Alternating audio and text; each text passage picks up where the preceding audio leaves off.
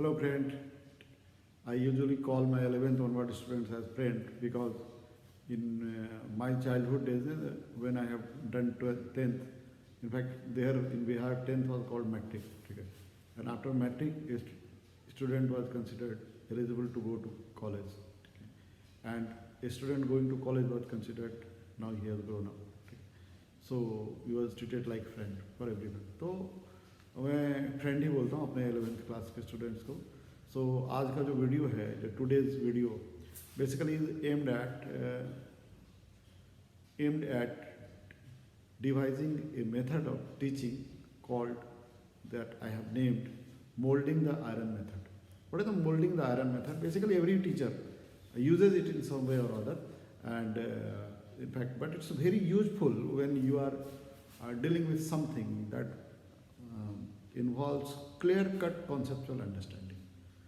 Because you know, when you are preparing for competitive exams, exam for IIT, JEE, Mains, Advanced and NEET, what you require is a complete grasp and over the concept. And the grasp over concept is not just a theoretical thing, but executional thing. Executional things means when I say you something and at the same time, after saying you something, I give you an opportunity to apply that. So after application, you gain a confidence about that concept, and then after you can use it anywhere. So I am naming it the molding the iron method. From the name, it must be clear what is the molding the iron method. Normally, you might have seen when we mold the iron, how do we mold? When we mold the iron, we actually do what? A part of the iron we make hot through the arc, electrical arc. And when it becomes hot, then we mold it. So that is the method of molding the iron method. That means you have to mold the iron when it is hot. So that is the basic idea of discussing this method, the molding the iron method, that I find very useful. Normally what happens is every teacher, whenever he takes the class, he makes you understand something and he try to apply it in some way or other. But an informal application and formal application if you talk of, so there is a difference. There is a difference in formal application and informal application. When I talk of informal application, normally what happens, I do tell you something and I give you the problem. And you solve it, some of them solve it, some of them do not solve it. But when you make it formal, then I can make both teacher and the students responsible. For example, if I am discussing with you some theory for half an hour, and after that half an hour, I am giving you 3-4 problems based on that half an hour discussion to apply. And in that time, you have to get concentrated, and you may be allowed to sit with some particular group, and that group may be involved in solving that problem under the guidance. And after that half an hour, you will have to submit your attempts, answers and solutions to a corresponding person who will be seeing you, your teacher. And then after, you will ask your doubt, and wherever you have stuck up, that thing will be clear. Or if you have done that properly, then there will be a lot of confidence developing in your mind. Yes, I had a command over the concept. And once you have the command over that concept, so later on, whenever you have to apply that concept, you can apply it very easily. So that method I will adopt in my teaching. In fact, I will discuss the topic theoretically for half an hour. And after half an hour, I will give you 4-5 questions that you have to do in that time only. So my classes will be mostly of say 2.5 hours. In that 2.5 hours, first half an hour will be theory discussion, then for half an hour you will have to solve the problem. Again for half an hour there will be theory discussion, and then for half an hour you will have to solve the problem. And then in the last half an hour, we will be discussing and summarizing whatever we have done today, and whatever theories are left that we will be discussing. And for that half an hour theory and composite theory that we have discussed in the whole day, we will give an assignment, and that will be assignment we will be discussing in the next class or in some doubt discussion class. And after doing that, there will be a complete command over that topic. So that is my basic aim when I talk of molding the iron method. So this method I have designed myself, because you know in the past years I have seen that sometimes now we as a teacher discuss a lot many things. We go very deep into that subject and discuss with you, and you give you homework also, and some of you may do and some of you may not do.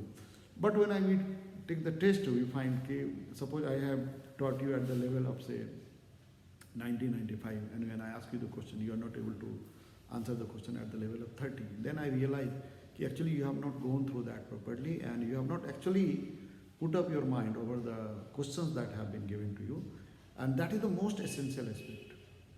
So when you will be solving the problems under the guidance, and those problems will be discussed, you will go through those problems properly, and even the average students will gain a lot from that. So that will be my method when I will be teaching, and that method I am naming as molding the iron method, and this will help a lot to average students also, because they will have the confidence of discussing wherever they are stuck with the teachers also, and they will be forced to go through the topics which usually many times we do not do, because I am giving you the homework and you are at the liberty of not doing it. So in my class I ask you, yes, everyone has done it, and many of the students say yes, they have done it, but you have not gone through that, and that process is clear to me after once I take the test and I find you are not responding according to your expectation. So I am emphasizing on that, and that will be my molding the iron method. And I am taking just two examples to illustrate the molding the iron method, how it is going to be useful from the topic, say, laws of motion. In fact, in laws of motion we know there is a term called normal reaction. What is the normal reaction? Whenever two bodies or two surfaces are in contact, the normal reaction is the force that acts at the contact point normal to the surface. And when you say normal reaction, the normal word means what? Perpendicular to surface. So normally when I ask you, what is the direction of normal reaction? So what you have to do, you have to actually locate the surface and finding their normal, and then you have to locate it normal to the surface. So I will be doing that, and you can see. Among the many kind of forces, there is a force called normal reaction. Among the many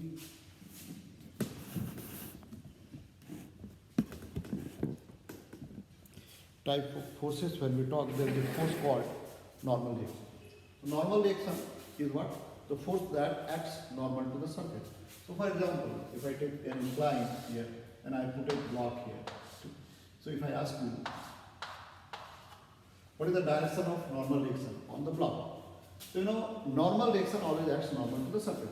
So here the block is in contact with this surface. So for this contact surface and this block, the perpendicular to surface is this direction. So if I ask you what is the direction of normal reaction on the block by the surface, so this is the direction of the normal reaction on the block by the surface, because this is perpendicular to the surface. And if I ask you, because forces exist in action reaction pair, if I ask you what is the direction of normal reaction by the block on the surface, so this is the direction. Okay. But when I say just simply what is the direction of normal reaction normal to surface, but at the same time if I give you a problem and then tell you what is the direction of the normal reaction, then that point becomes a permanent point in your mind and firmly fixes in your mind. So you can see here it is the normal, perpendicular to surface is called normal, so this is the normal, this is the normal. But this application will make things more clear. And sometimes there is variation in the topic. For example, in the same question, if I ask you what is the direction of normal reaction, and I am giving you another question. So here is a question. Say, this is the incline, and on this incline, a plank is lying. So here is a plank. Here is a plank.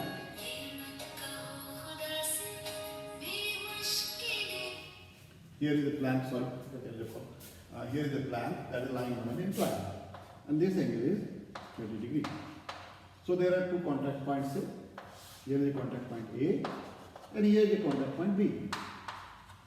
So if I ask you what is the direction of normal reaction at contact point A, so the normal reaction is always perpendicular to surface. So for this point I don't have any confusion, because for this point surface the perpendicular direction is this. So the normal reaction here is acting like this.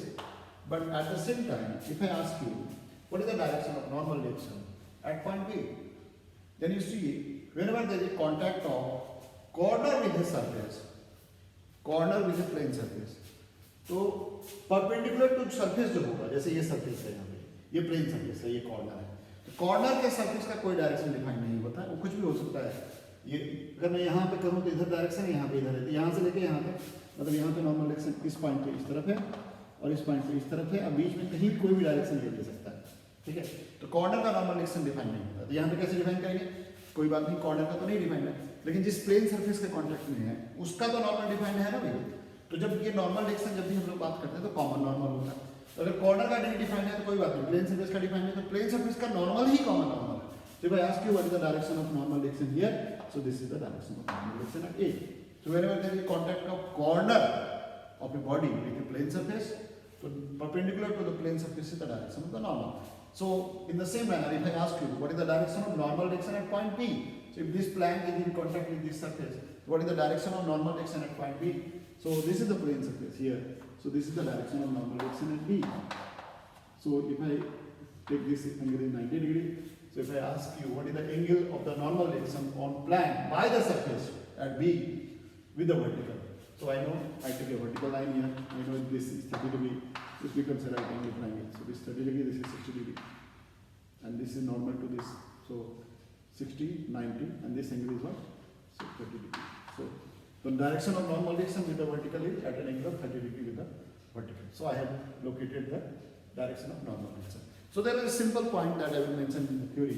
The direction of the normal direction is perpendicular to the surface at the contact point. But at the same time, if I give these problems to solve to the students and give you some time to think and apply, after application, this point will be a permanent point in their mind. And then whatever questions are asked, they will be able to do that. So basically this is the molding the iron method. After taking up molding the iron method, the conceptual grasp will be much higher. And normally I find this method is not adopted anywhere. Even if it is done in very partial manner. For example, I take a concept and at that same time I give you a problem. But if I give you a concentrated time of applying the concept will be much stronger.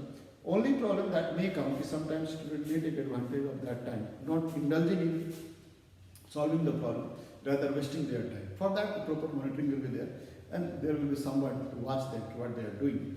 And for that, what I will do, normally I will divide the students in the groups, say 3, 4 groups, and the group will be allotted to the job of solving it. So within that group, they may discuss the problem also.